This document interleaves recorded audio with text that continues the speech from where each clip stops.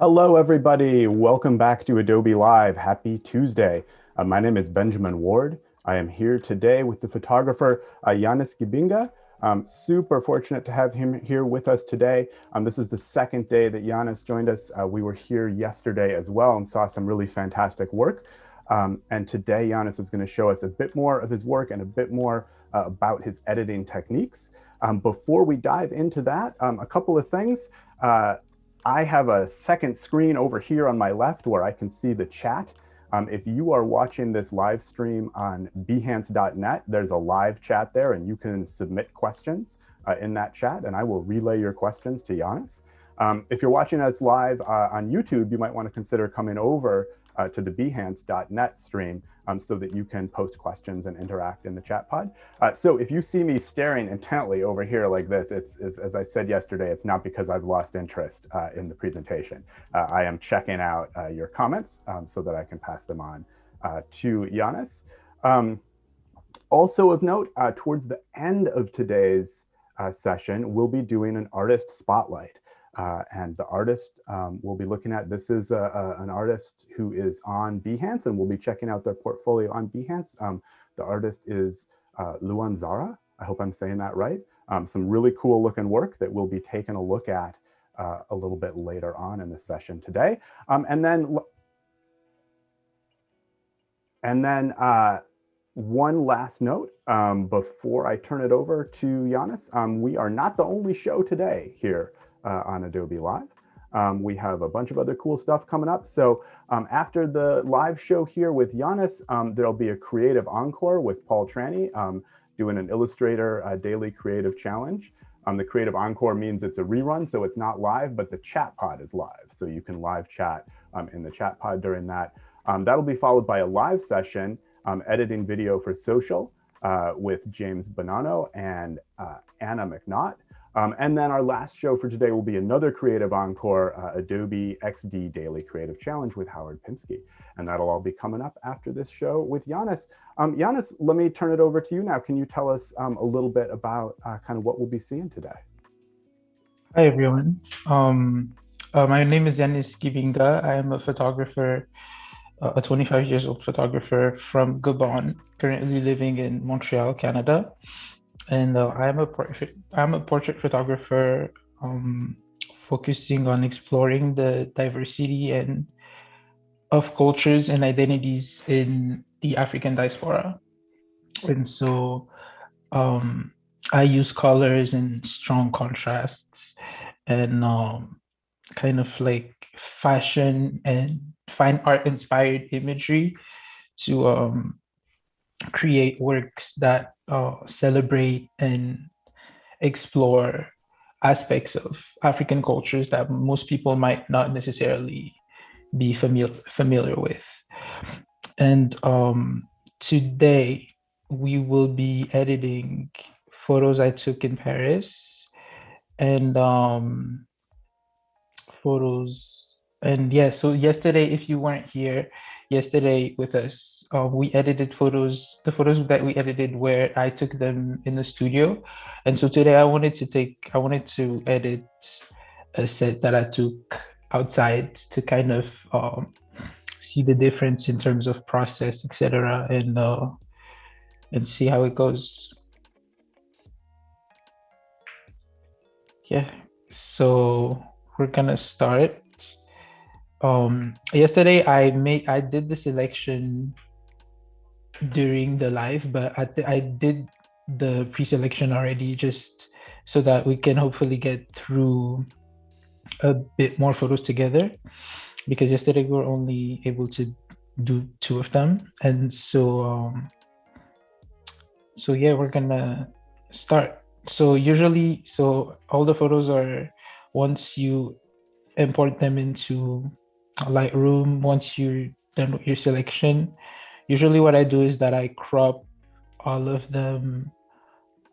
Like I do the framing and the cropping all the way through, and then I come back and work with each individual image one by one later.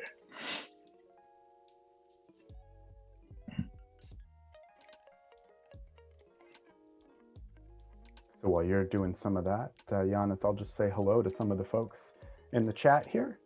We've got a lot of people joining us. We've got Sean. Hi, Sean. Hi, Andreas. Hi, Brian. Hi, Shabnan. Noor. Hi, Noor. Hello, everybody. We've got a couple of nice comments in here about your awesome work, Yannis. Thank you. No questions yet. Oh, and did I see what happened to my chat here? It's disappearing. Yeah, so if there's any questions from anybody in the audience, feel free to post them in the chat and I'll pass them on to Yannis.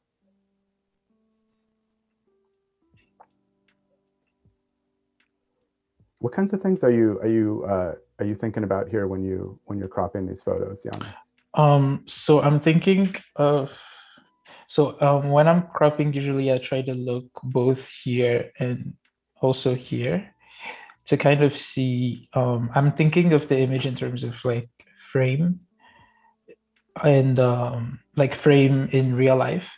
And so I'm trying to think about like the balance in terms of how like the composition, like how the different elements are placed in the image. And so yeah, I have to make sure, like for instance here, I have to make sure it's not too close to the edge, otherwise it looks otherwise I think it's distracting. Also, I have to make sure, well, ideally we wouldn't see this part right here at the top because I don't find it necessary and I think it's distracting also. But if I crop it too much, then I would have to lose, because I do want to keep like I'm when I do the cropping, I usually think about the elements that if removed would make the image less impactful, if that makes sense. And so, for instance, I think if I'm cropping too much, then this would ideally make the most sense, right? But then I'm losing this over here, which I think is the very strong part of the image. And so, yeah, you're gonna have to make some compromise, I guess, and kind of figure out which elements are like most important to you. And do you usually keep your crop at the same as the original aspect ratio? I notice you're doing that now. Yes, always. Just because I think otherwise it just makes things like more complicated for no reason. I think there's already like a ratio, so it makes sense to keep it that way. Unless I'm printing the image at like a very specific size or something. Yeah. So I think there's a question from Lauren in the chat. Do you specifically pose your models or do you let them explore positions on their own? It's a combination of both. So I'm gonna keep this cropping here because I like what it does, like that way. Yeah, so it's a combination of both. Sometimes, like I think depending on their level of skills, I'd say in terms of pausing or modeling, because not all of the people I take photos of are like professional models or are used to taking photos. And so some people are more comfortable in front of the camera than others, right? Some people have taken photos more often, so they know kind of how to move and like how to interact with the camera a little better. And so usually in this case specifically with these two, they were very good at just posing. Like I did not really have to tell them a whole lot. I think what I was doing was I was just giving them very general directions, and unless I had like a very specific pose in mind, like for instance this one or this one. But yeah, I think so. I'd say it's a combination of both, like them kind of expressing themselves, and then also me seeing like a very specific image sometimes and then wanting to get that.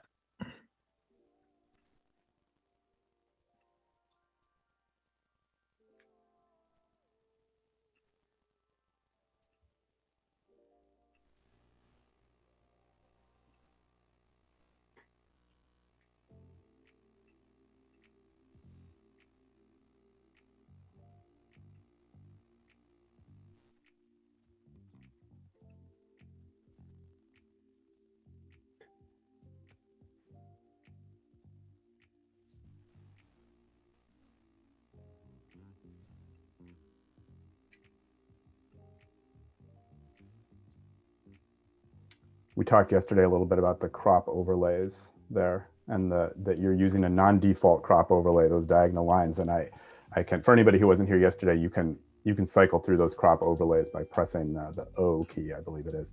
But I can really see how you think that way compositionally. I mean, look at how all of this like lines up with those crop lines. That's really interesting. Yeah, it's a good way to find kind of a balance between like everything in the image and kind of figure out like what you want to keep and what you don't really need. That makes sense.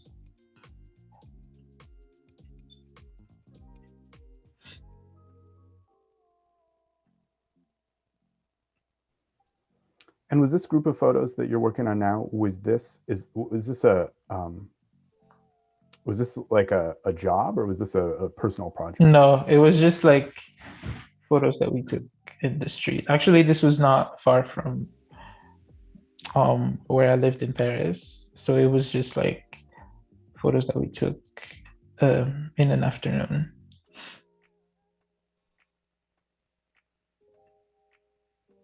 Most of my, or a lot of my portfolio is personal work.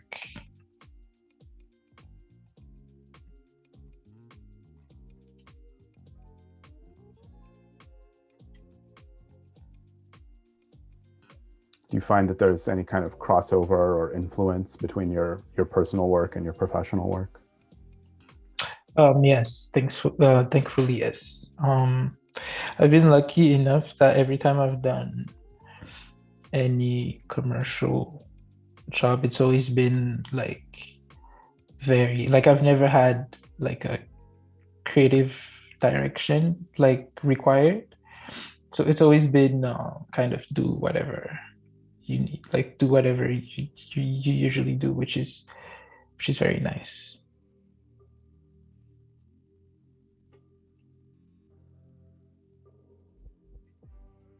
So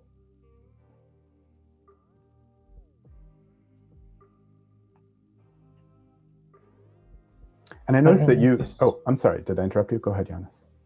I was just saying I removed that part at the bottom right here because I didn't think it was like it added a whole lot. Sorry, you were saying? I was just curious. I noticed, it looks like you like to crop like pretty tightly on your subject. I'm wondering about like when you're shooting, do you deliberately leave yourself a little extra around, like just to give yourself some flexibility? Is that? Yeah.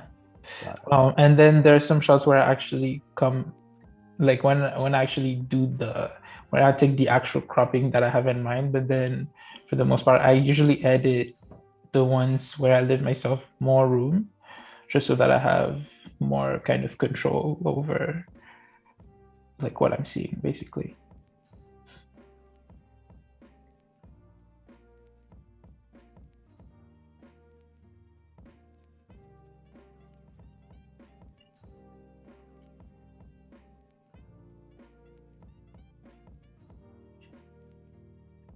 Something else that you have to think about is not to leave too much space, or for me anyways, I try not to leave too much space above the head. So like this, there's, to me anyways, I think there's like too much space here. So like I always try to kind of fill the space a little more, especially when it's portraits with the subjects.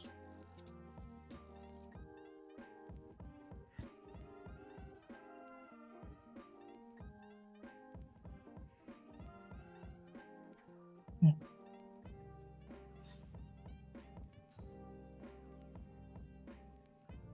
So there's a question from I'll do my blanket upfront apology for mispronouncing everybody's names. There's a question from Yogi Latin asking, will Lightroom let you change the backdrop? So Lightroom doesn't do kind of compositing in the way that you can do in Photoshop. But Yannis, yesterday in your work, you did show us a method you have for not swapping out the background, but kind of changing the backgrounds in Photoshop. I don't know if you want to talk about that a little bit. What do you mean by the backgrounds? I'm assuming this question is about, like, you know, if you wanted to take out this wall and put something else back there, could you do that? And no, not in Lightroom, yeah. but in Photoshop, you were manipulating backgrounds a little bit yesterday. Yeah. When we're gonna go, especially with this image, it's gonna be very easy. When we're gonna be in Photoshop a little later, I'm gonna show. I was talking, I think, about the color range, and especially I'm gonna show, and then I'm gonna show a few different ways to kind of select the backdrop and like change it into something else.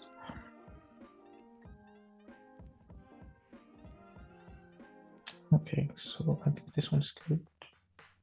And then there's a question from Lauren. How did you learn to pose and position models? Is it something intuitive or a skill you developed? I think that's a great question, because now that I've read Lauren's question, I wonder the same thing. I feel like the way that you've posed and composed models is really good and really striking. So yeah, I'm curious about that same thing. How'd you learn to do that?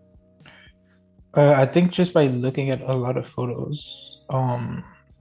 I think I'd say just kind of figure out the type of photography you want to take, and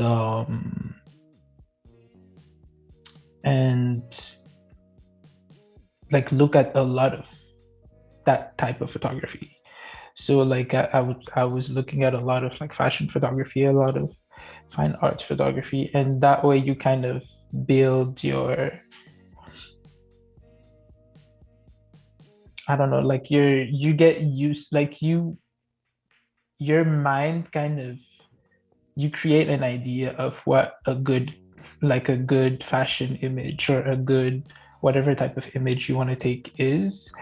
And so that way, once, like when you are actually taking the photos, you're able to make the decision based on like the taste level that you were able to acquire by looking at like all of this work, right? So like you know that it's a good composition because you have seen so much fashion photography that you know what like, or you have an idea anyways of what a good fashion image is.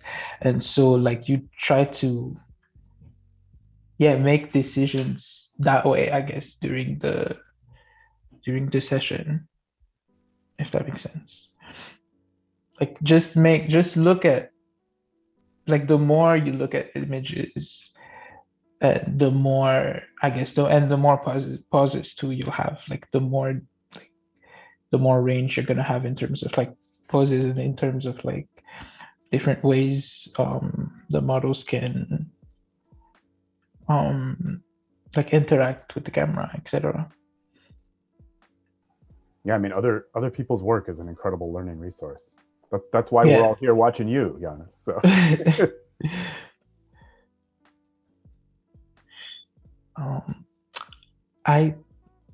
Ideally, I didn't want this to be this close, but I don't like this line at the top. So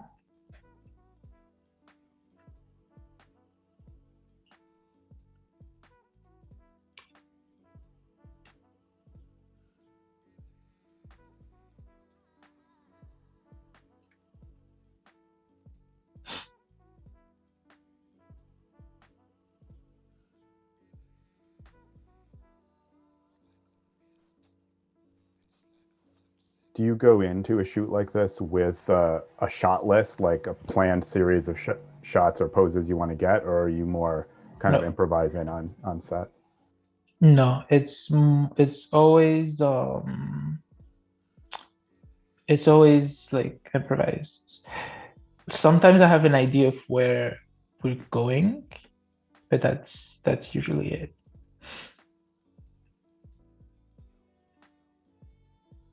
This kind of photo doesn't need. Sometimes you're gonna take images that don't really need cropping either. So I think this is fine.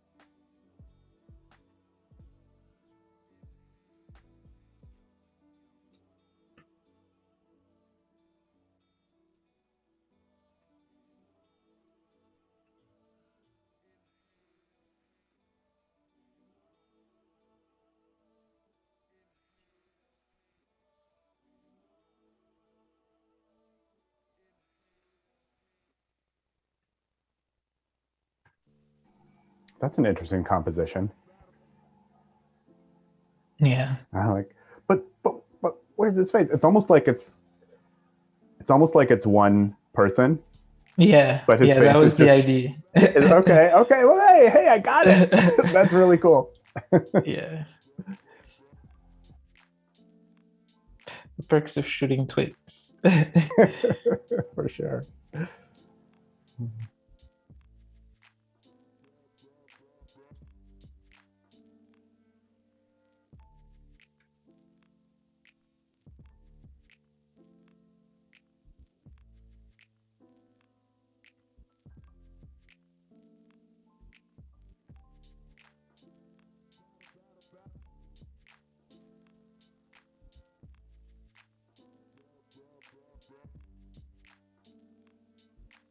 And is cropping typically the first part of your editing workflow? This would normally be like what you do Yes. first with your photos. Yeah. Mhm. And to all of them. Like I always do um like all of the cropping on all the images. And then okay, so now that I'm done, I'm going to actually work on like the actual like the rest of the image. Okay. Usually I don't really do like these adjustments in Lightroom. Like I do them in Photoshop. So but you can do it like because it's I'm gonna use camera raw anyways, so it's the same. But because I'm going to work on the skin, I just like to do it all in one place, I guess. And Ferry has a question. It's a pretty general question or a broad question, so I'm not sure how you'd want to answer this. But Ferry's wondering how to manage lighting using a strobe. You did have some studio photography that you showed yesterday that you lit with strobes. Yes. Is that something you can talk about at all? How to manage lighting? Yeah, I'm not quite sure what that means. Maybe it's I don't know, maybe it's like balancing light levels between strobes, or how many strobes do you use, or I'd say think about well when it comes to I think for me anyways, I'm always very simple when it comes to strobes because I always think like one of my photography professors used to tell us that there's only one sun, and so there's only like really one light source that you need, right? And so yeah, I tried to just think about it that way and think of like just think of the very fundamentally like what type of lighting, like what type of light I need in terms of like what, like I'm very simple when it comes to lights. Like I'm not very like I'm not really into like a whole lot of like I don't think I've ever used more than like the max I've used is three, and even three is like very rare, I'd say. Let's see, for the most part, it's usually like it's almost always one. And Ferry's elaborated on the question a little bit. How do you position strobes? How do you choose the position of your strobes and adjust the light power of the strobes? Oh yeah. I think it depends on, well, for me, it depends on like sometimes it's gonna depend on a few different things. Like for instance, the like what you're photographing. So like where you are in terms of like because there are things that are going to reflect the light better than others, right? So like sometimes your subjects are gonna wear things that are going to be like a little more reflective, or that are going to bounce the light a little better. So like the amount of light that you need or that I need is going to depend on these things. But usually the I position my light usually almost always at like 90 degrees from the models. And then like closer or further depending on like whether like how close I or how far I want to be, I guess.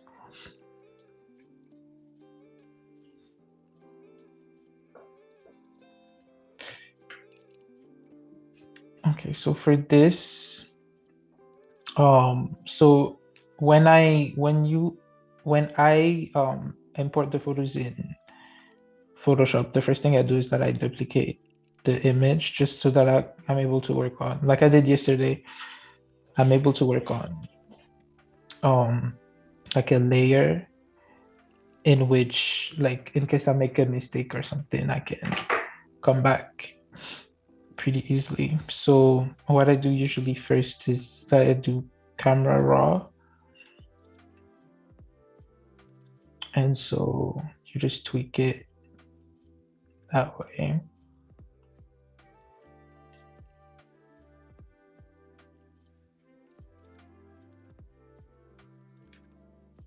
You can use, so there's, I mean, it's pretty much the same as in Lightroom. Like you can use the little thing here and like move it around to find the correct white balance. For me, I don't really usually like my images too warm. So like this would never be like this, I would never pick something even close to that. Like I usually like something a little like neutral. I'd say neutral to cold. And yeah.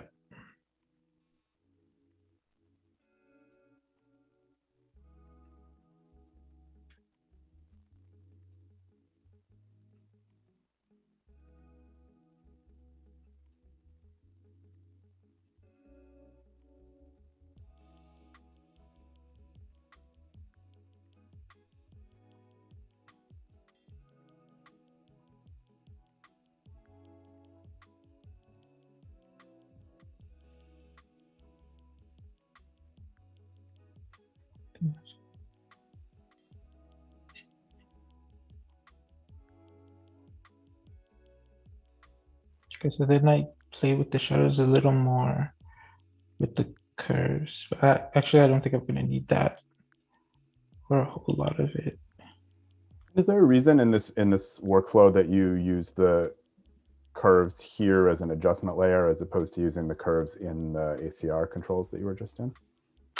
No, that's actually a very good point. I probably should have just done it there. Sorry, that wasn't a trick question. I thought there was like some cool reason that I didn't know. No, there's no reason at all. Okay. Actually, that's just I think because out of habit. I used to do like the whole adjustment. Like I used to do the whole like brightness, contrast, etc. just here. And yeah, so but I've tried to kind of use Camera Raw just because it's a little simpler. That's a good point, actually. I probably should just do that, but no, there's no reason.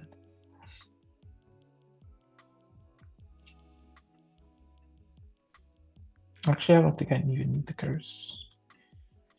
Okay, so what I'm gonna do next is that I'm going to work on the skin. And how I'm going to do that is that we're gonna do frequency separation like we did yesterday. And yeah, so what I do first is that I duplicate the image twice in the first layer. I do Gaussian blur at 9.9, between 9 and 10. I try not to go above, otherwise it's like, I think it looks too unrealistic. And then I go to image and then apply image, and then you merge layer 1. And then usually, because I used it yesterday, so it's already at subtract, but usually when you do it the first time, it's at multiply. And so it's gonna look like that. And so you're going to have to come down here to blending modes and go to subtract. And then at the scale and offset, you're gonna put 2 and 128. And yeah, I'm not sure why, but that's just what works. And so you're going to do that, and then you're going to switch to linear light, and that's how it's gonna look. And so to actually work on the skin, you're going to go back on layer 1. And what I do is that I select like a section.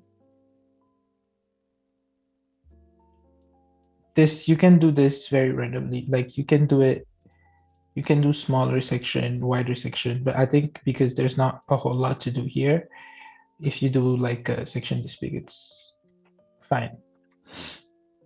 So you go back to Gaussian blur and you go a little higher than 10, so like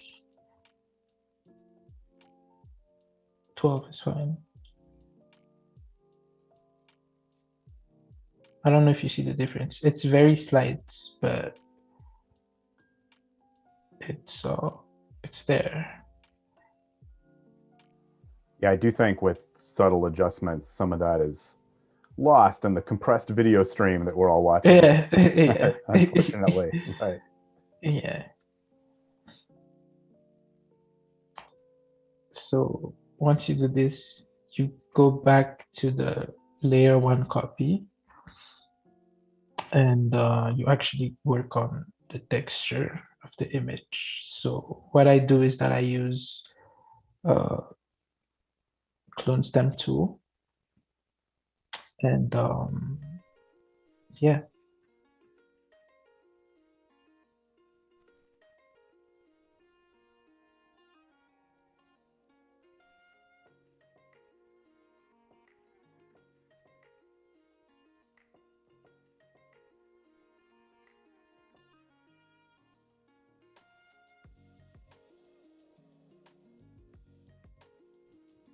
So Lauren has a question that's probably more for me than for you about why doesn't Adobe just merge all the organization and batch editing features of Lightroom into Photoshop? Seems like a lot of people just use Lightroom to organize and manage.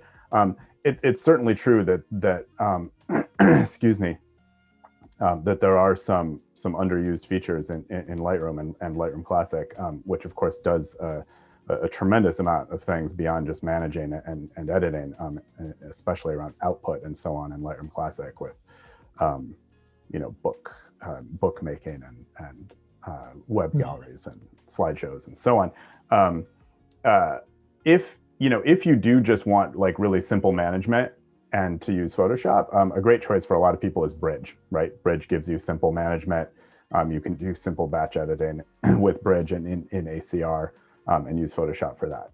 If you want a real kind of end-to-end workflow that gives the photographer everything they need from kind of input to final output, then Lightroom or Lightroom Classic is probably a better choice. Using Photoshop in conjunction with it, sometimes for more advanced retouching, for example, is what we're seeing Yannis do here. And the only other thing I would say about that is that Photoshop is a tool that serves so many people, right? It's not just photographers, it's graphic designers and videographers and illustrators, and so many different needs are served by Photoshop, whereas Lightroom tries to remain very focused on the photographer workflow specifically.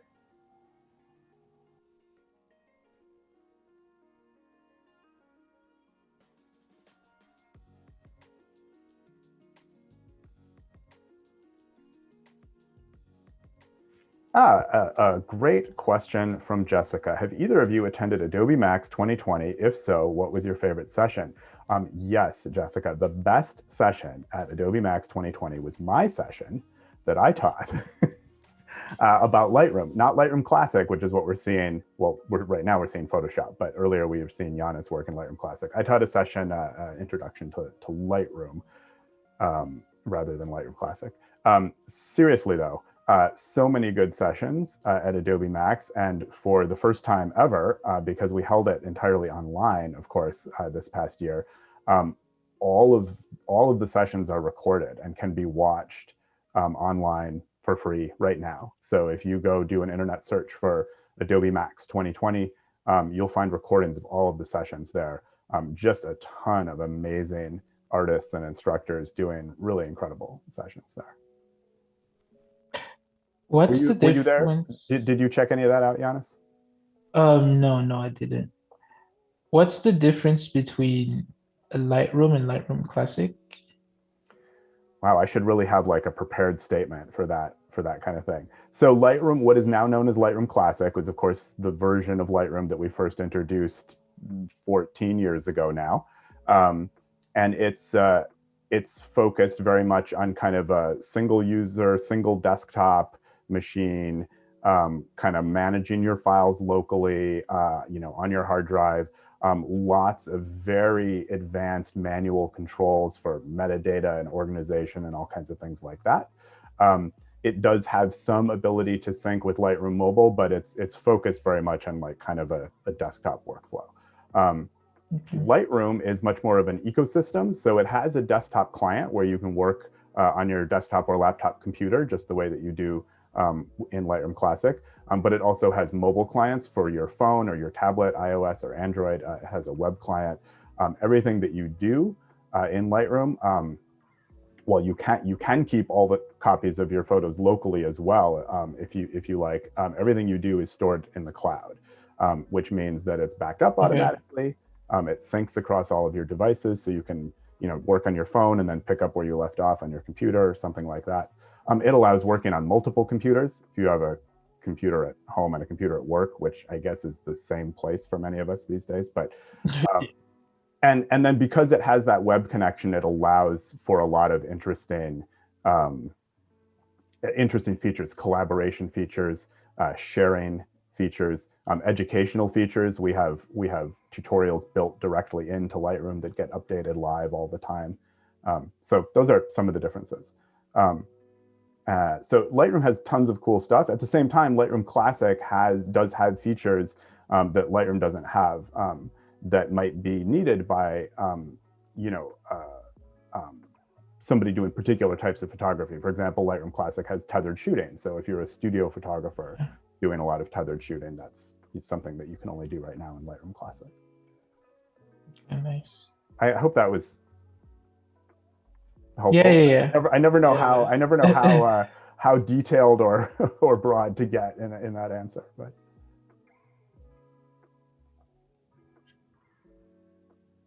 I worked for many, many years on Lightroom Classic, on the Lightroom Classic team, and of course used Lightroom Classic for my own photography. But I've made the switch now. That cloud connection and being able to work on any device is too compelling to me. So I've made the switch.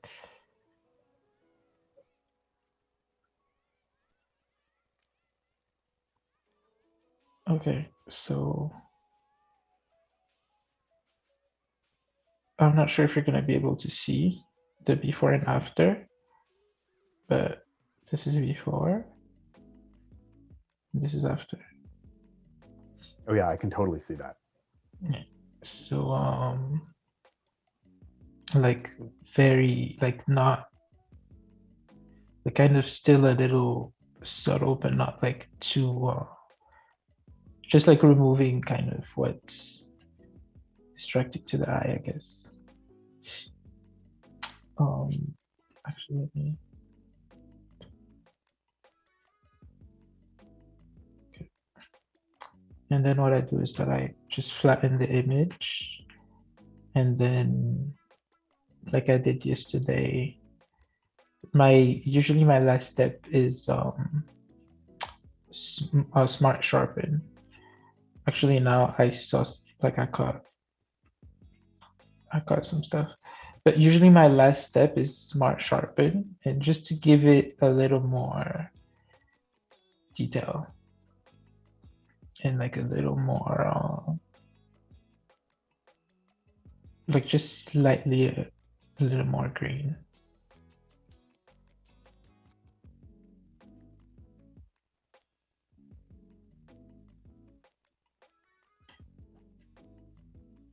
And then when I was zooming in, I saw that I have to remove some of this stuff. So usually when you have kind of like a lot of like these spots, you can just do like a simple spot healing brush tool or like spot remover, and just like click on that. It usually works. Lauren says that cloud storage is expensive though. Yeah, it can be. It depends on how much you need. So if you get just Lightroom and a terabyte of cloud storage, that's $10 a month. The way I think of that is it's one latte every 2 weeks. Those are US prices. I think there's some variation around the world because of taxes and currency rates and blah, blah, blah, blah, blah. So I only know the US price. That might not be true everywhere in the world. But yeah, the basic plan with Lightroom and a terabyte of storage is $10 a month. And if you are interested in learning more about Lightroom, did I mention that I taught a class at Adobe Max this past year that you can watch the recording of? Thank you for that polite laugh, Yannis. You're welcome. Yannis, do you? I'm wondering about how you share and display your work. You have a really nice website with a lot of great work on it. Do you ever? You've had some gallery shows, right? You print your work? Yes. Yes, I have. I have a gallery show right now, actually, in Montreal. If you're in Montreal currently, or if you live in Montreal, or if you're going to be in Montreal soon, I have a show currently on display at the Never Apart Gallery. It's not in downtown Montreal, but it's in downtown Montreal, like in the city of Montreal. And I'm showing 4 different bodies of works and 17 photos. So it's a pretty big. It's my largest show yet. It's like my largest exhibition. And yeah, but I've done exhibitions in Montreal, in Toronto, in Paris, kind of around, like in South Africa, in Nigeria, that kind of stuff. So yeah, I've been able to see like I've had the opportunity to see my work in print a few times, but this current exhibition had Never Apart. It's definitely the largest like my largest exhibition in terms of the number of images, but also like the scale of the images. Like they're printed like very large, and so it's really nice to look at. So it's like if you're you can actually watch it. You can actually look at the exhibition virtually also. If you just visit Never Apart Gallery in Montreal, and you'll be able to see kind of how it looks and like walk through digitally. Yeah, so I think we're done for this one. And so when you're done, you just flatten it again and you save it. And it's going to bring it back to Lightroom. So we're gonna go to the next one.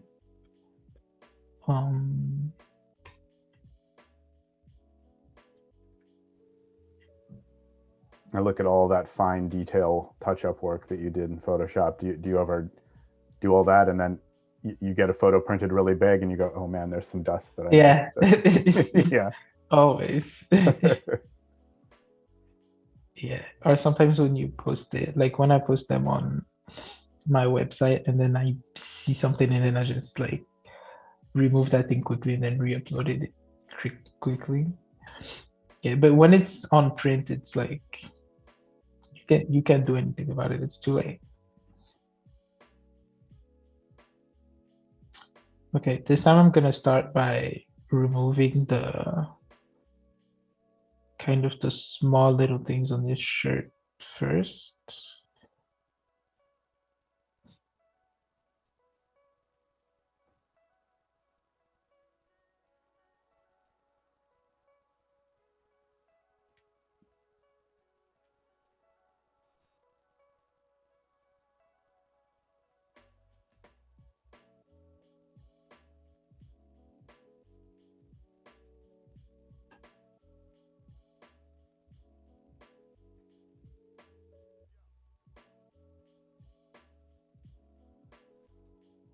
So Yannis, there's a question from Jessica asking, and you spoke to this a little bit yesterday, but I'd love to hear more about this as well. What are a few people or books or websites that you go to for inspiration? I think it depends on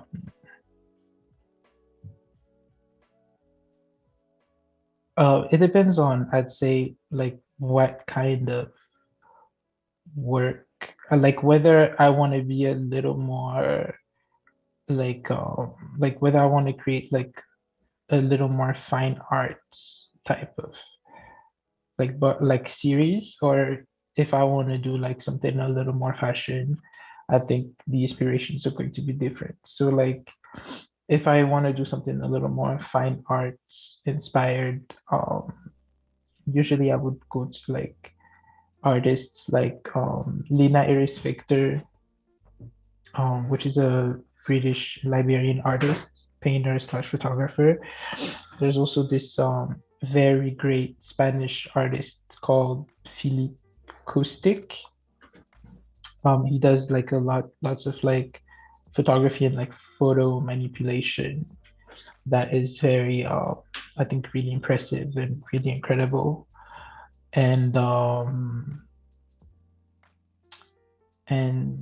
yeah, and then when it comes to fashion photography, there's so many like that. I have a lot of um photography books and like photography like fashion magazines in my house that I just like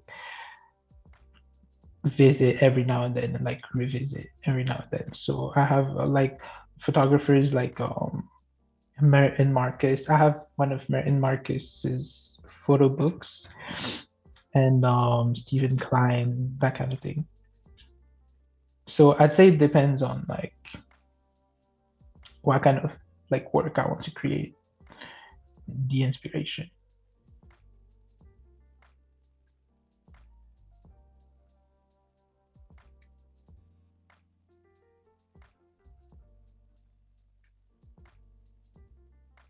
Okay. Now I'm gonna do the frequency separation again.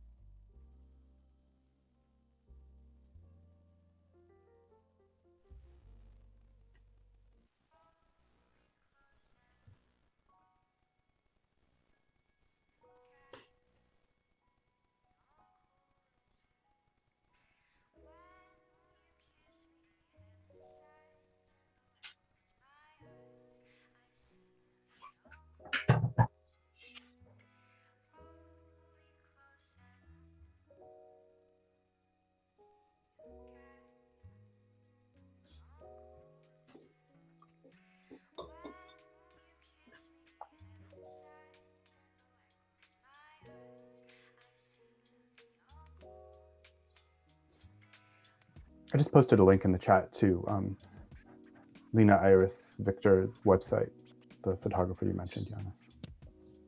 Folks want to check that out. I haven't had even a chance to look at it myself yet, so I don't know. It's really good. It's like a mixture of photography and painting.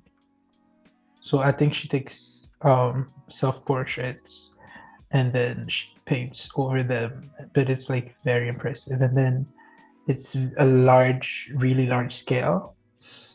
And so it's even more impressive in real life. It seems, because I haven't had the chance to actually see her works in real life, but like from what I've seen from the exhibitions she's been a part of, it looks really big and like really, really nice.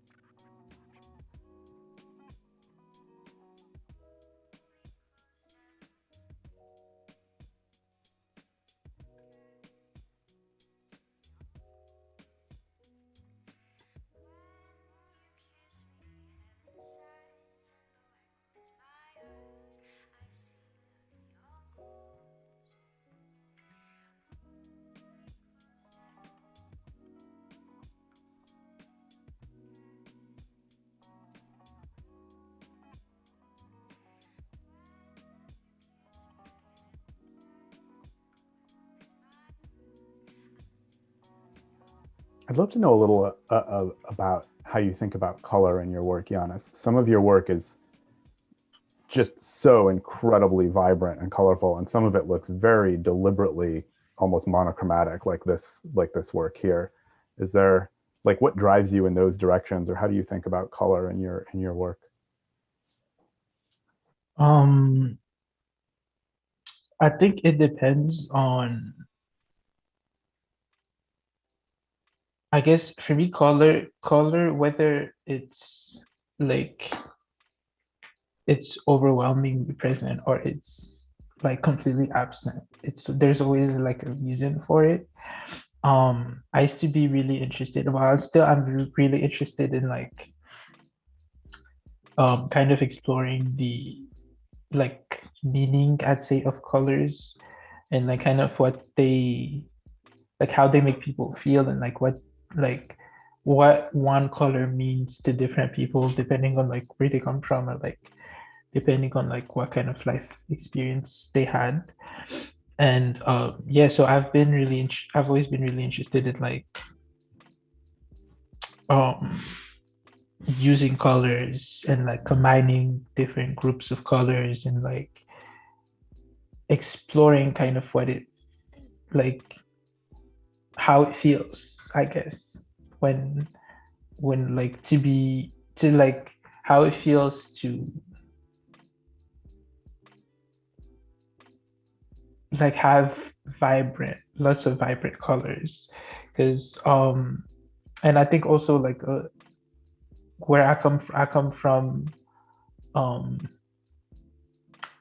a place that's, well, as I remember it, that is very like sunny and like vibrant. And so I think it's also a way for me to like kind of bring that back into my images a little bit and kind of bring that sun with me to Canada or to wherever I am at the moment.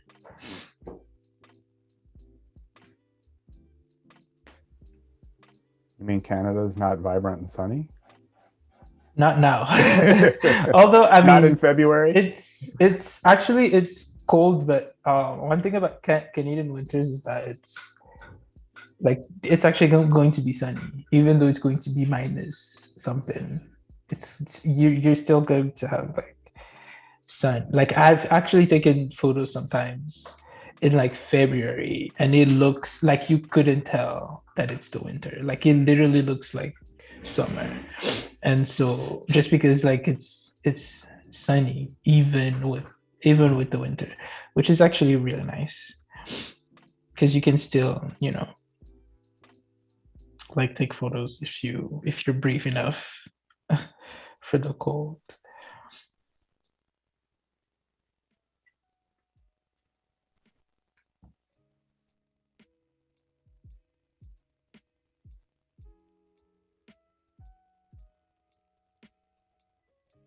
Hey, we have someone in the audience. Sounds like joining us from Montreal. Angela says, we always need more sun in Montreal. Oh. Welcome. You can go check out Yannis's show. I wish I could.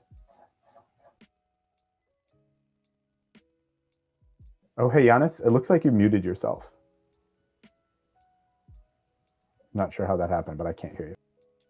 Can you? What the fuck happened? Now I can hear you. I heard that. Good? Heard that part. Sorry.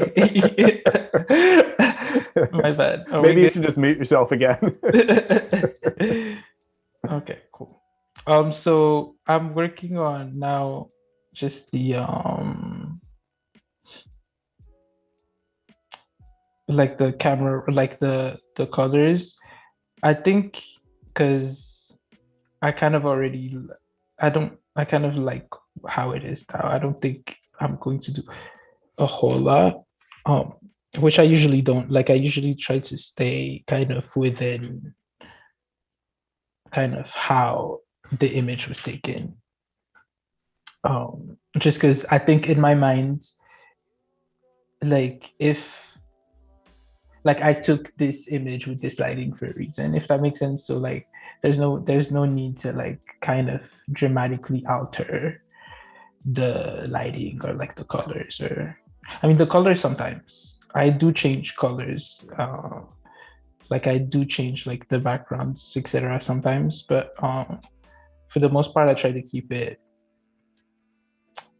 close to reality, if that makes sense.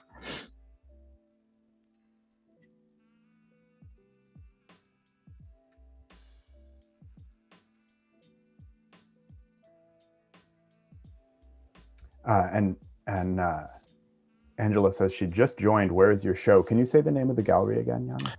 It's at Never Apart, Never Apart Gallery. I wish I knew the address or the neighborhood, but it's yeah. I think if you just type Never Apart Montreal, you'll find it. It's very easy. It's a gallery that has like they put on some really amazing shows there.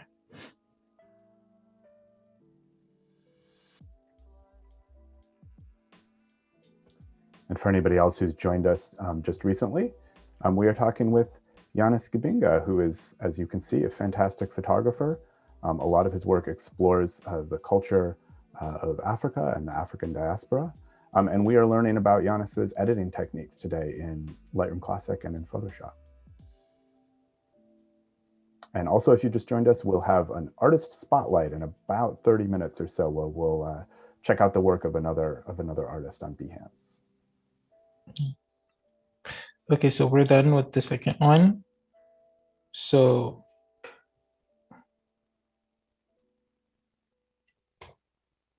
here's the before and after. It's very slight. It's very it's not really dramatic at all.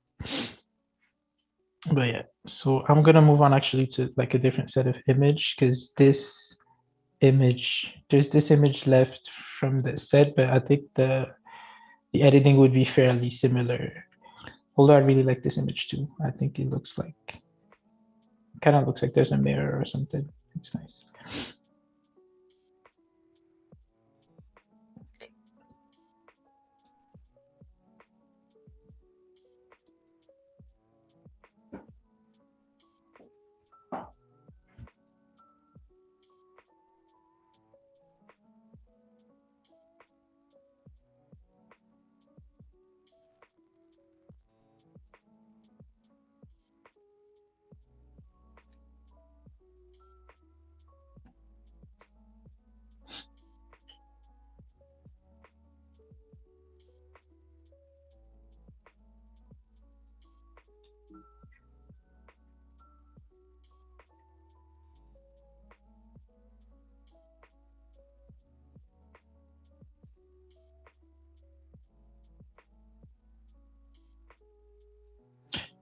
This, I don't think I'm going to actually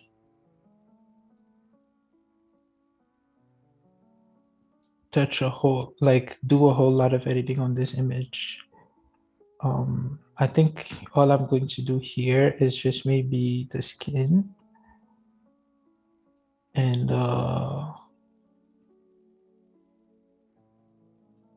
yeah, I think that's it. Yannis, there's a question from Lauren. Do you have any recommendations for photographers who aren't established to find experienced models for shoots? Instagram, experience is, I mean, it's relative, right? You just really, all you need is somebody who knows how to like pose in front of the camera. Like it does not have to be a signed model or like a professional model per se.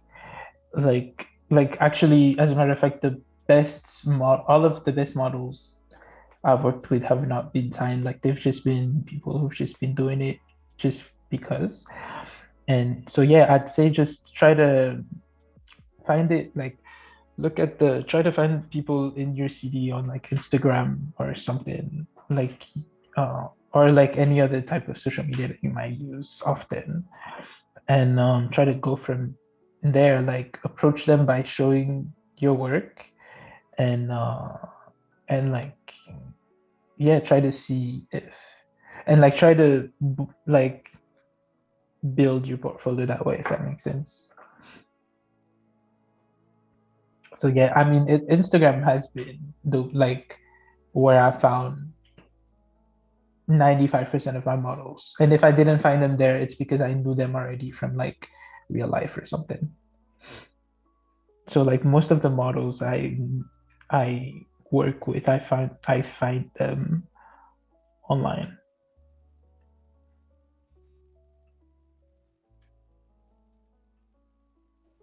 Well, while you're in ACR here, Jessica has a question.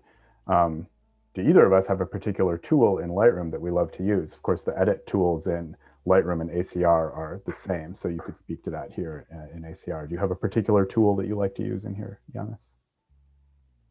I'd say there's just the whole adjustment, kind of like the whole adjustment, all of the adjustment tools, I guess, are like I use like most of them anyways. Like I can't, like, to me all of them are complementary with one another. So like I wouldn't say that I have um one tool that I like the most. In Lightroom though, I'd say um I guess the ability to have like the presets. Although I haven't used any, I think the presets, like there are like um moments or situations where presets are like very useful and very nice to have. And so I think it's a really, although I think you can do that on Photoshop too. I think it's a really nice tool to have on Lightroom. And on Photoshop, my favorite tool is Clone Source because it's great. That's my new favorite Photoshop tool too, after I learned about it yesterday from you. So Yeah, it's really nice. for me, I've been sitting here trying to think, do I have a favorite tool in Lightroom? I agree with Giannis. It's like everything works together, and I don't usually use anything kind of in isolation. But a few favorites beyond, basic kind of exposure and color adjustments. I really like the um, the guided upright tool is something to check out. Oh yes, that's really nice too. Um, Yeah. in Lightroom, which lets you straighten lines up in ways that you couldn't do just with like crop and rotate. Um, I really like the linear gradient, which I use a lot, sometimes in a very straightforward way on skies, just to kind of darken a sky down a little bit. But other times in less conventional ways, like I'll use it to emphasize the direction of light in a photo. Mhm. Um, I really like the HSL controls that allow you to change hue, saturation, or luminance of individual color channels. And I usually use that with the targeted adjustment tool so that I can just click and drag on the image to change a particular color in the image that I want to change. Those are some of my favorites. I'm sure seeing me move my hand up and down like this really like helped clarify it in your mind, and you all know exactly how to use it now. So I don't know how useful that, how helpful that was, but.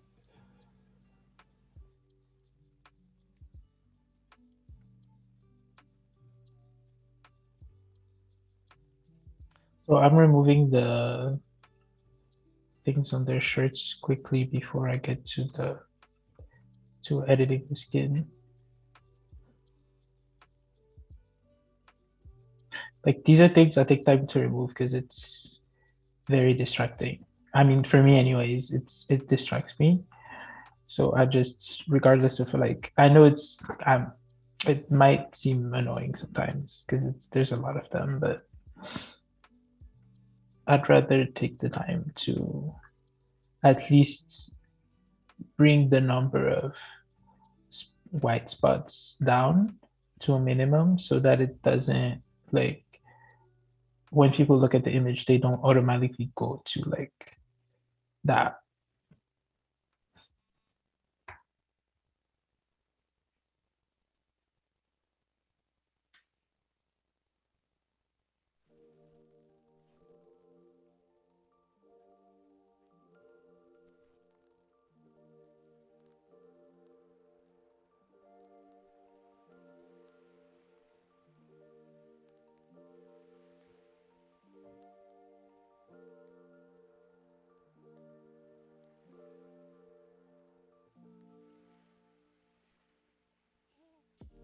Lauren says her favorite tool in Photoshop is Select Subject, and I'm Nice. Yeah, that's a nice. Yeah, do you like that one? That's a nice one. I'm a Lightroom expert, but I am by no means a Photoshop expert, so I'm not super familiar with everything that Photoshop can do for you. But I think if I've got this right, that there have actually been some very recent improvements to the Select Subject tool as well. Yeah, like, I think it's AI to really identify. Yeah, I mean, again, it depends on the image. Like some images gonna do it better than others. It's gonna work better on some images compared to others. But it has helped me out quite often.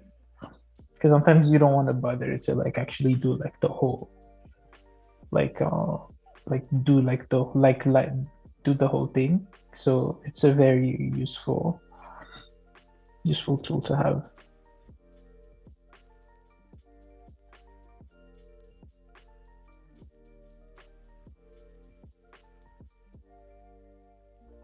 This one is pretty much blurry, so I don't need to do what I just did for him on the other one. I can just work on the texture by itself.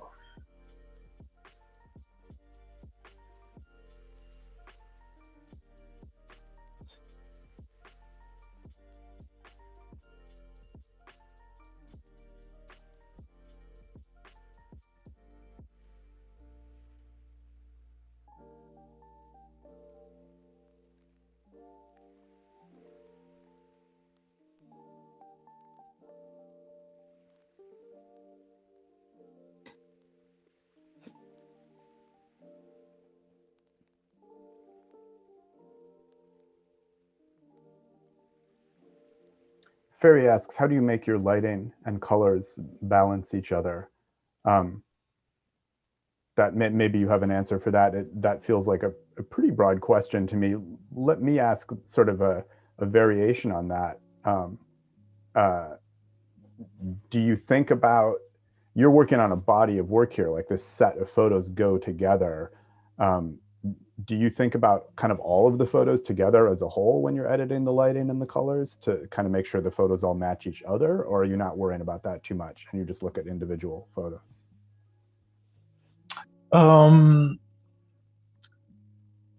Again, it depends. Like this, for this one specifically, I'm not worried about that too much, no. But for instance, for the one yesterday, I did like it was a bit more intentional, like all of the colors except, I mean, there was only mainly two colors, right? Like black and gold, but like the presence in the placement of like all of the colors were more intentional. So I'd say it depends on like um it depends on the context, but like everywhere we go, like everywhere we took photos, like the background, etc., all of it has been intentional. I knew I knew that at some point we were going to take, like I was going to photograph them in front of this, and then I was going to photograph them in front of like a blue wall. So like it's planned in that way, but so I have in my mind, I have an idea of like kind of how the different colors are going to play against one another, if that makes sense.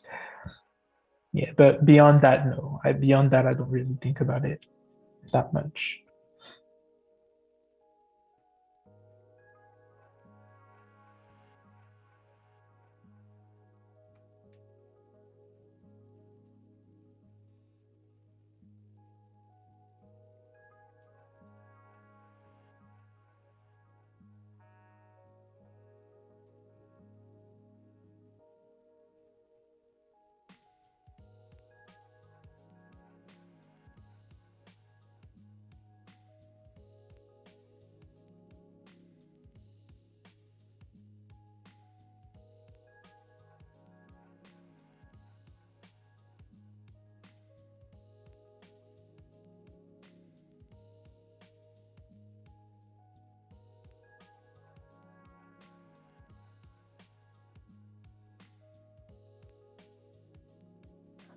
Do you direct your wardrobe choices of your models here, or is this just what they came wearing? No, I asked them to wear like specifically, or at least like a black top at least.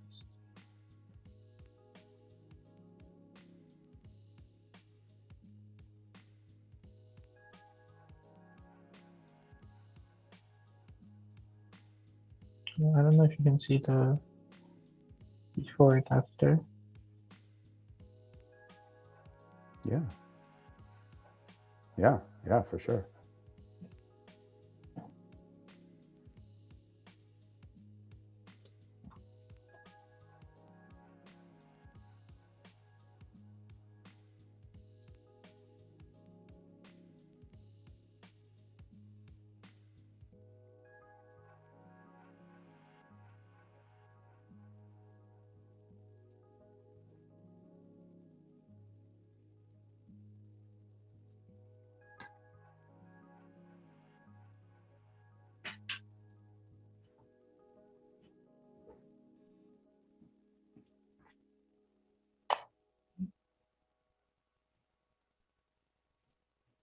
I think this one is good.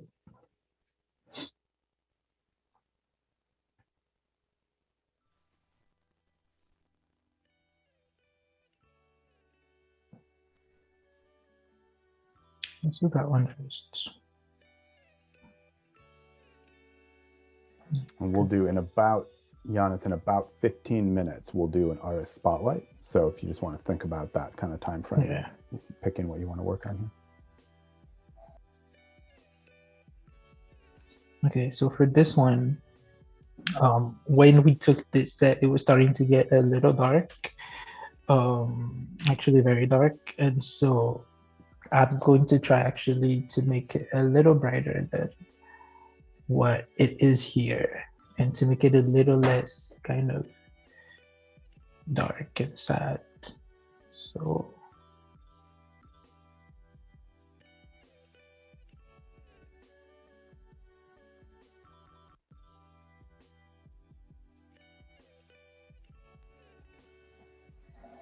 So Gino asks, what export settings do you recommend to not lose quality? My guess is that depends on what you're exporting for, yeah. like where it's going. But do you want to talk about that a little bit, and maybe in the context of how you handle printing? I'm guessing you weren't printing these really big ones by yourself. You were sending them to a print service. Is that right? A printer, yes. But yeah, the export, actually I'm going to do it at the end. So usually I do it with Lightroom, because I mean when I go back, when you save it, it goes back to Lightroom, and then what I do is that you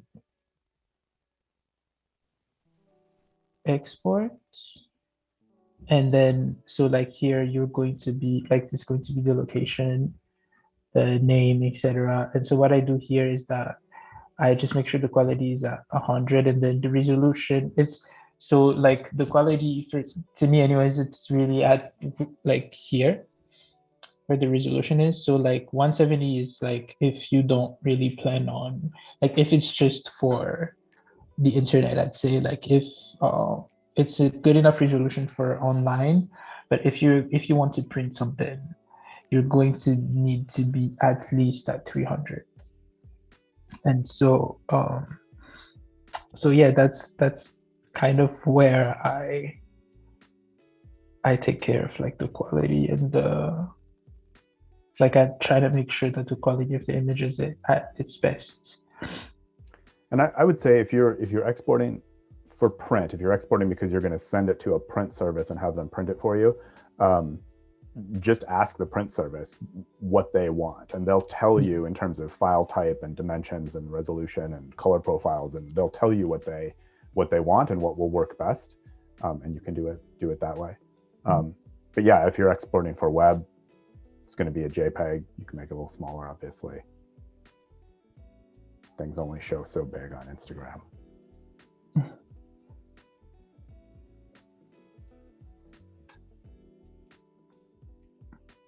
See the difference just with the camera raw. Okay, so now we're gonna do the skin. It's actually going to be a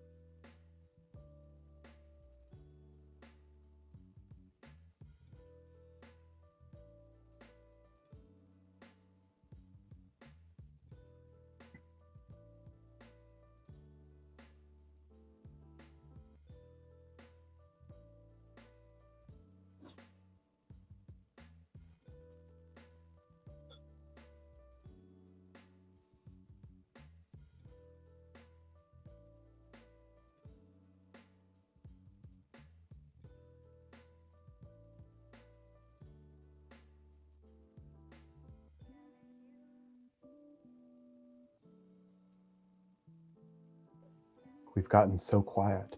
This is like the meditative process that we were the meditative moment we were talking about yesterday.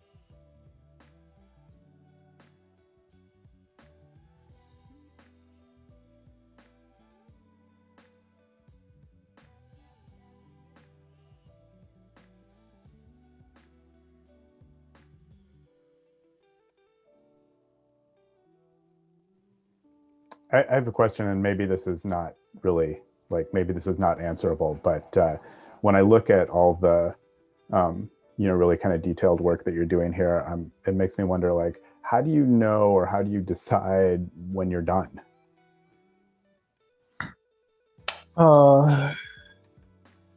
Like on like I guess when it looks, when I'm not distracted anymore, if that makes sense. Like when I can look at the image without like focusing on like like the imperfections or whatever.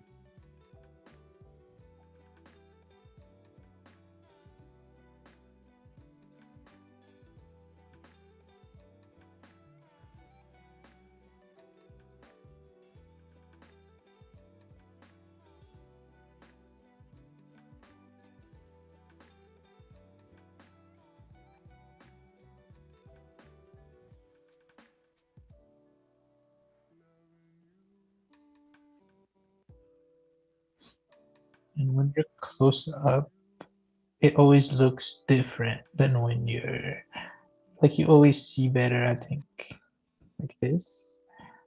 And I feel like we're good. Like it looks, let's see. Yeah, I think this is like we're able to keep like the texture and like, so I think we're good for him.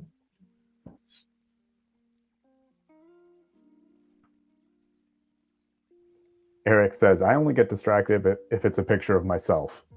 I agree.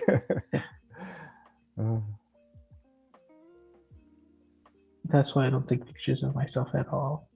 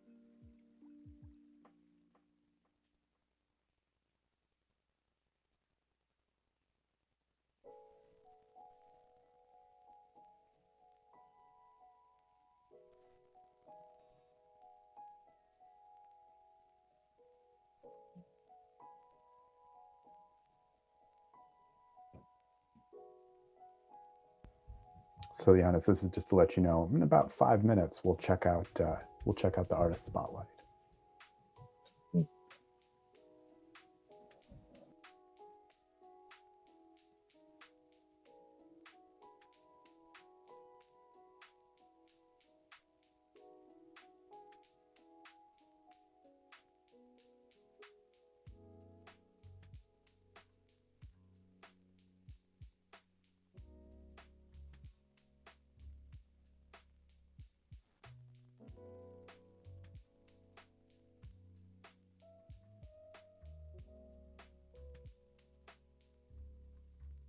Okay, I think we're good. Actually,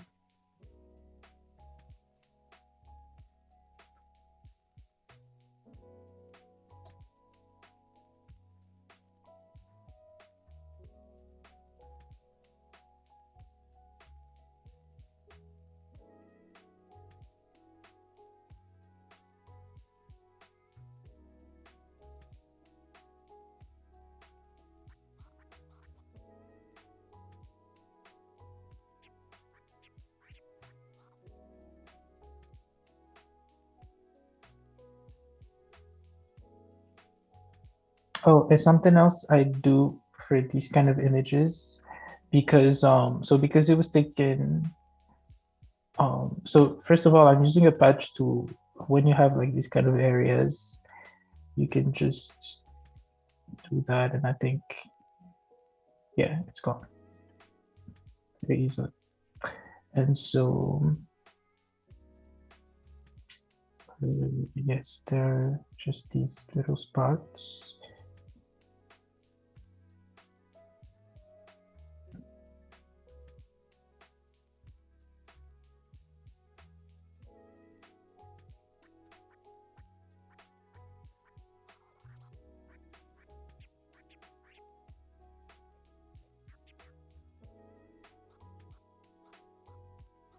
There's like 10 different ways to remove spots. Like you can do it in so many different ways.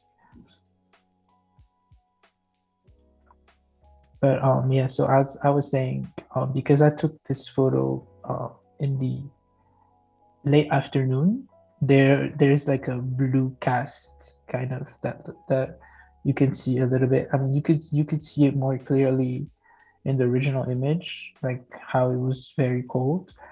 And so I don't really like that. So like what I do is I use the hue and saturation tool, and I use this thing here, and I click on like the shirt, and it's automatically going to detect the blue color, because that's like the like overwhelming, like the color that is here in its like overwhelming majority. So what I do is that I select the blue, and then I just desaturate it a little bit, so that way it looks a little less blue and a little more neutral. And yeah, that's something I do. That's something I do for, and that's something I do sometimes for skin also. Like I would select, and then I would just, if I find the skin too like orange, I would uh I would do that as well. And then I save.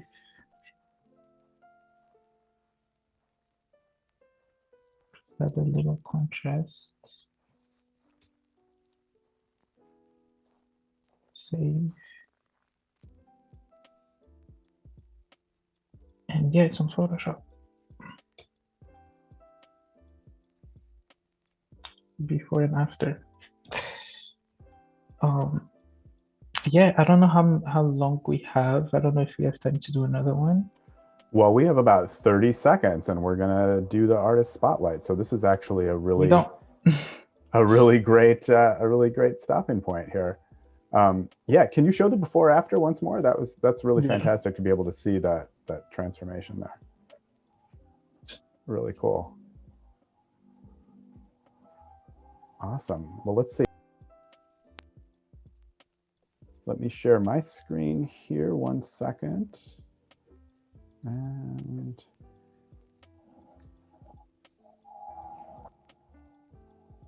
Okay.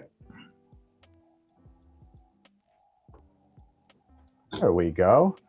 All right, so this is our artist spotlight for today. And for anybody who's watching live, you've probably seen in the chat, but you can nominate yourself or any artist you know for the artist spotlight here to be featured in one of these shows. And today, we have Luan Zara. I hope I'm saying that name right. What do you think, Yannis? Am I close? Luan Zara, yeah. Yeah. I mean, I guess like the name, it just depends on whatever accent you have. Right. Like, he's from Brazil, so I think he would say his own name probably way differently than we both do. I'm not going to try for the Brazilian accent. I wouldn't know where to start. So, but this is fantastic stuff. This, I don't know about you, Yannis. I'm, this body of works is very much kind of graphic design focused. Yeah. Where I have very little expertise other than the ability to say, "Wow, look at this! This is cool." I'll tell you what. I have one that my eye is drawn to immediately here. Because it has an astronaut and a spaceship. Mine too, actually. That was the same good. I was looking at. Good. And I was thinking like just just like just the first impression that I have when I see like kind of this image specifically, but like the other images as well, is just like the level of skill, right? That you need, and like also the level of like imagination and creativity that you need to have to come up with like something like this. Yeah, absolutely. I'm looking at the text on the side here, poster of the day. It makes me wonder if Luan is doing one of these every day. That'd be impressive. Yeah, which is like prodigious output there. Although, I mean, just doing the work again and again is a great way to develop this level Yeah. of kind of talent and imagination and skill. This is really cool. Really cool stuff. Let's see. River space. It is like a river, isn't it? Yeah, it is. It looks like the astronaut is like sitting kind of on the edge of the river. Yeah, like contemplative, like Yeah. looking at the reflection. Yeah, that's cool. Let's see what else we've got here. Is there anyone in particular that you'd like me to The one click right on? before with Medusa. Oh, right here. Yeah. I think it's really nice too. Oh yes, that's really nice. Like I wouldn't even know where to begin to do something like this. Yeah, right. That's so cool. And and this almost, I don't know if this is intentional, but the way that the snakes up at the top here are styled and positioned and interact, it looks kind of like the style or font that you often see in graffiti. Yeah. It's like, it's really cool. I actually noticed, like, I mean, this is really neat, and I feel like even just in Oh, the even the short time. bottom is really nice. Yeah, right. um I feel like just in looking at Luan's work, even just in this short time, I feel like I noticed a theme here, which is this sort of, like, in this one and this one and this one, there's this A dramatic, planet. like, Like breaking apart of the human form, yeah. um, in really interesting. Oh, hang on, did I click on the wrong thing? I was looking for this one. There we go. Nice. Yeah. I love the artist too. He's a really good musician. Oh, cool. I'm not familiar with the artist, but I love this poster. Yeah, it's really nice. Yeah, and there it is. Poster of the day. Poster of the day project. I think he's doing one of these every day. That's crazy. That is quite something. Can we see the first one, the very first one? Right here? Yeah. Yeah. Yeah, it's really nice. Like the colors, especially here, like the gradient from green to like the kind of purple. It's really interesting. Yeah, that's great. And not like a simple or straightforward gradient, but this kind of Yeah, it's like very swirling. Yeah, complex. very Yeah. complex. Yeah. Really neat. Oh, and it's numbered up here. Do you think this is, sorry, I don't know. I'm just reading into it now, but is this like Yes, I think he's actually doing them every day. wow. That's very impressive. This looks like this is a little like self-branding here, I think. So there's the broken up human form again. Yeah. That's really, there's something like that's sort of simultaneously like really like engaging and kind of beautiful about that, but also sort of unsettling, like a little bit. Wow. It's very like abstract and like kind of like it reminds me of like science fiction a lot, like a lot of his, because he has a lot of like planets and like things, especially in like the first few illustrations of his that we saw. Like he uses a lot of like planets in the back, like even the one like the one in the second row. Yes, that one. Like there's always a moon, or there's always, it's very like otherworldly. Yeah, it really is. It's really nice. Look at this guy. This guy is just so happy. He's paddling through the clouds. he's he's like an otherworldly gondolier going through. There's so much to see in these, I feel like. Yeah, like you can just look at them for a while. Yeah, you can't really, and there's like a sort of almost an implied narrative or story in a lot of these. Like you can feel things happening before or after this moment that we're seeing. And like you tell, what I like with these kind of works is that you can tell yourself your own story, and like you can kind of tell yourself like whatever is going on, because there's so much to work with, and so it's really cool to like to see. Let's see here. What am I?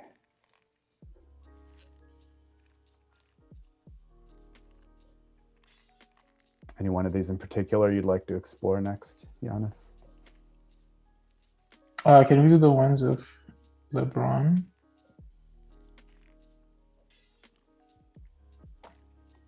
Oh, now that's like, do I not know how to use Behance? I feel like I'm expecting to see that when I click larger. Well, it's still LeBron.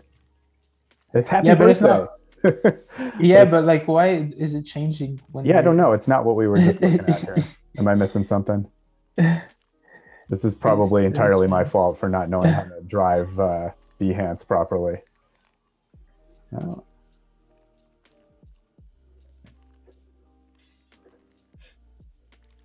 Well, this is cool, and I like the happy birthday wishes to LeBron. But this one, I'd like to see this one because I'd like to see this one larger because I feel like there's all kinds of detail going on in here.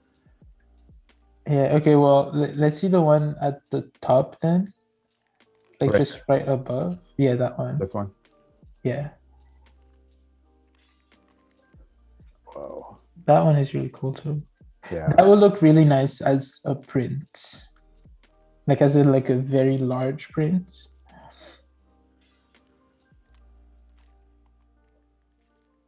I think look at that. I mean, just that like just the kind of energy that has, that the graphic design has an energy that totally mirrors the energy of the shot, of the subject and the movement and stuff. That's really cool. This is poster of the day number 24. Oh no, never mind. Kobe Bryant's number 24. Sorry. It's still poster of the day though. It's still poster of the day. Yep. Cool stuff.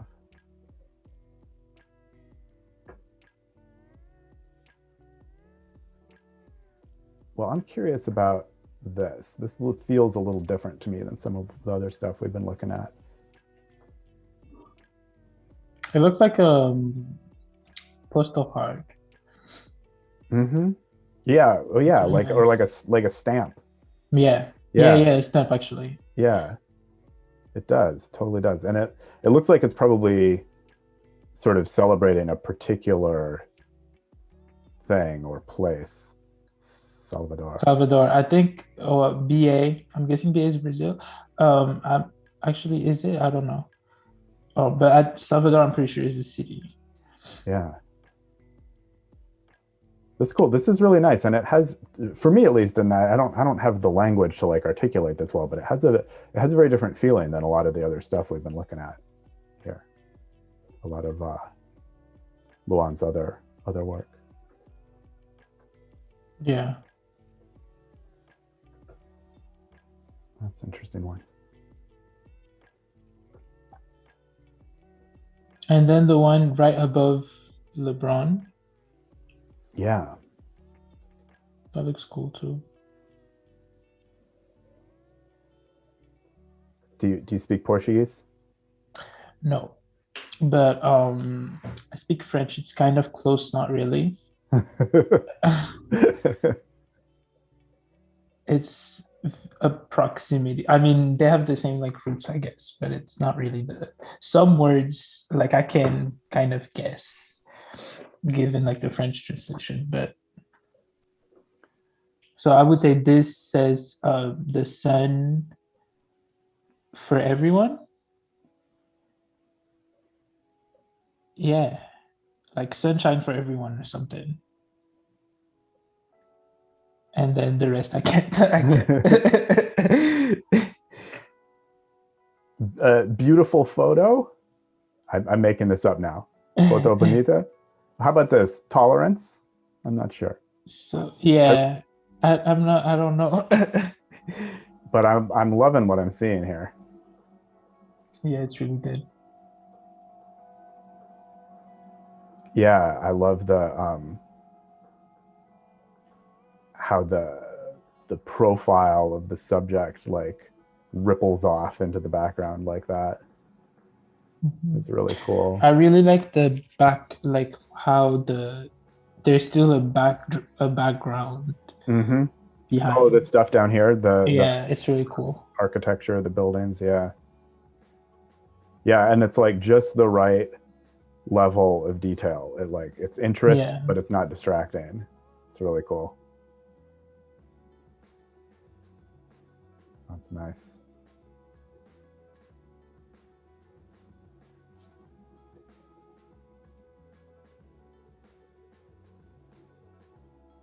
All right. Is there any one last thing you'd like to take a look at, and then we're gonna pop back to you for a little wrap up on your work before we say goodbye. Maybe go back up. Mm-hmm. The second one. Yeah.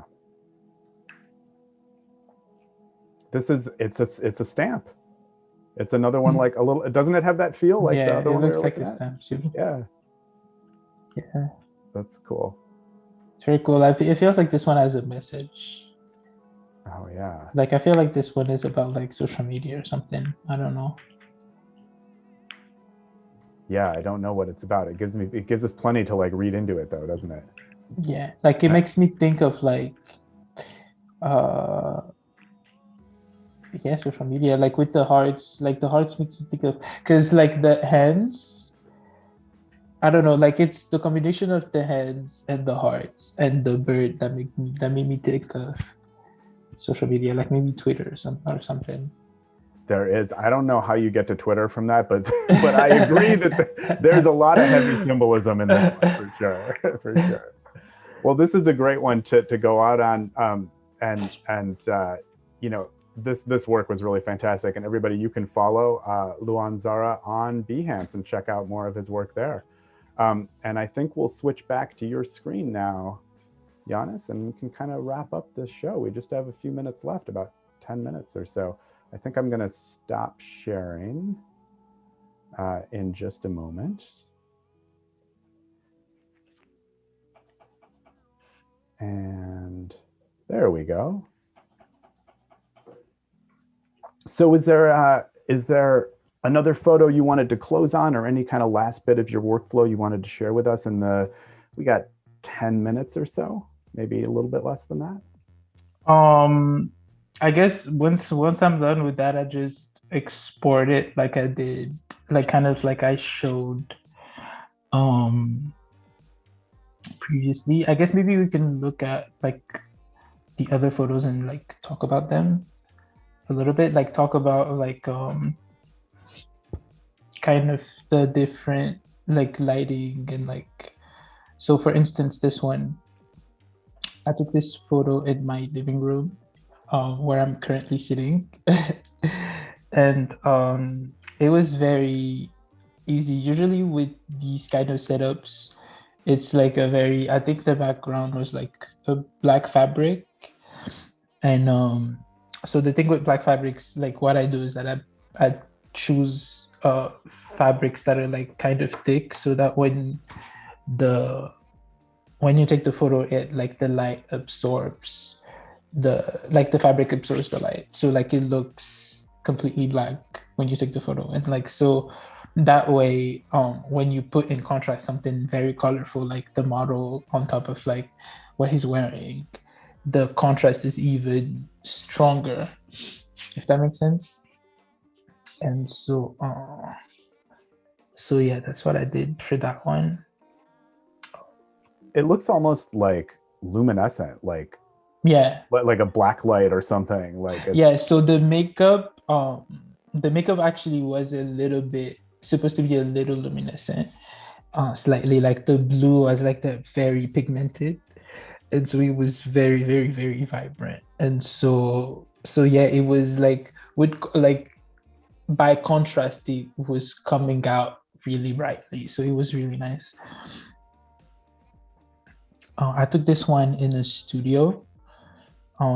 So the actually the background initially was white, and so what I did is that I just so the lighting here was, if I remember correctly, there was like just one light right behind him, and then that was just so that was essentially just lighting up the background as opposed to the model. So so that way we were only just seeing his silhouette and like his shadows, and so he could like do stuff and like it's the same model as this one, actually it's the same. And so yeah, so it was just like I put a light to light up the background, and then um I just switched the colors. I think, and because the background was white, I think I just switched it with color range, because like I said, when the contrast is so easy, it's very easy for the machine to like just find the like the shape of the subject and like select it. But like with this, you just have to be careful, because like you still want this kind of like detail of the light, a little bit of the light coming in. So just make sure to like, sometimes you might have to go back and like subtract a little bit to kind of remove these small parts. But for the most part, it's pretty easy to change the background of like in these kind of images. This one was also here with a different backdrop. One light, I think it was just one light at 90 degrees. And yeah, again, I think it's really important, like the type of fabric or like whatever, like the type of texture that you photograph, to keep that in mind. So like what she has on her head wrap, because of like the fabric was a little bit reflective. When you take the photo, it kind of reflects the light a little bit back to you. So it gives like a really nice detail, coupled with like, you know, the rest, like the makeup and like the gold, etc. when you have a really elaborate makeup like that, is that, do you have a makeup artist who did that, or? Yes, I do. Actually, it's the same one as the first image I showed, like as this one. Um, yeah, so we worked together on a few different projects at the beginning of last year, and it was a really great time. She's a really talented, really amazing artist, and it's always great And then, working with sorry, her. before you go on, there was a question from Lauren about the previous photo. So asking, did you select the subject, so you mask off the subject and then you put a like a solid color adjustment behind them, like on the background behind Yes, them? yeah, Okay. right. Yep, And that was, I then think that's what she was asking about, that one. Yeah. yeah, depending on like, you can play with the opacity to make it look, I mean, it's always going to depend on your image, right? I think that's Uh, sorry. and so yeah, so you can just play on the opacity to make it look like however, like if you want it to be really like, if you want the color to be pronounced or not. But yeah, it's very easy, especially if the the background is one color and you want it to be another solid color. It's very straightforward and very easy to do for the most part. It gets a little more complicated when you like actually have like a pattern or like something actually behind the model and you want to remove it completely and put something else. Actually, even with this one, what you can do is that you can also add like a gradient. So like I've there is an image. So in this photo here, for instance, this was taken outside I took it outside, but like I added, it was just like the color of like just a blue sky, but I added the gradient here, like a big gradient to kind of make it look, just to add a little more, just to add something to the image, if that makes sense. So like it So you did that after the fact, like in Photoshop? Yes, Okay. yes. Got it. Yeah. Just to make it like the idea of like the sunset, and like to make it like a little more like, just to add to the fantasy, if you will. So for this one, I had one light in front at 90 degrees again. And yeah, I was always like, when I was editing, I made sure to pronounce kind of these like the colors of like the sunset and like the pinks, to really like, just to add to like the harmony of like the overall colors. I added this here too, just to make, so like you can, depending on like what you want to do or what you have in mind, you can really change your color, like your background, um however you'd like. This photo here, I changed the color of all of this. Like it was initially green, and so and I did it very easily too, like with the hue and saturation tool on Photoshop. I just selected the green, and then I just switched green to red, and then it could be orange, it could be pink. It's really up to you. Just make sure it looks realistic or not, because maybe you don't want it to look realistic. It's fine too. So we have just about 1 minute left here. I don't know if you take requests, but I'd love for you to show and maybe talk very briefly about one of the photos a little bit farther down from the darkest color series. If you go down a little, like Yes. on the left there, would you mind sharing that? I think those are so striking. Actually, I can share the whole series. Yes, the darkest color is um a series about kind of the absence of color, and like kind of that significance in like society, etc. So like when I took for the actual process, what I did is that I used a black backdrop with so what we did for the models is that I painted them actually black. So like we painted them with like actual paints to actually make them like darker. And so you see it like in these kind of images, because you see kind of some of their actual skin colors kind of coming out a little bit, which was intentional to make it look kind of um, a little bit like a little unnatural.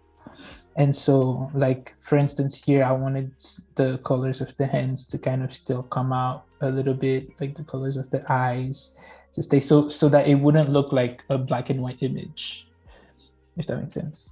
Such cool stuff, Yannis. Thank you so much for doing this. So just a quick recap for everybody. This is the amazing photographer Yannis Guibinga has been sharing his work with us yesterday and today. Explores the culture of Africa and the African diaspora. And we were really lucky to get to see some of his techniques in Lightroom Classic and in Photoshop, and learn a little bit about what you do on set. This is just so cool, such remarkable work. Thank you so much for joining us, Yannis. And thank you as well to everybody who's watching. Quick reminder, we do have more awesome Adobe Live content coming up right after this, and continuing throughout the day. So up next is a Creative Encore Illustrator Daily Challenge with Paul Tranny, and then a live session editing video for social with James Bonanno and Anna McNaught. And then the last session today will be another Creative Encore. This will be an Adobe XD Daily Challenge with Howard Pinsky. So that's all still coming up. Yannis, again, thank you so much for joining us. Thank you so much for having me, guys. It's been a pleasure. And looking forward to doing it again, hopefully soon. I hope so. Thank you. Thank you.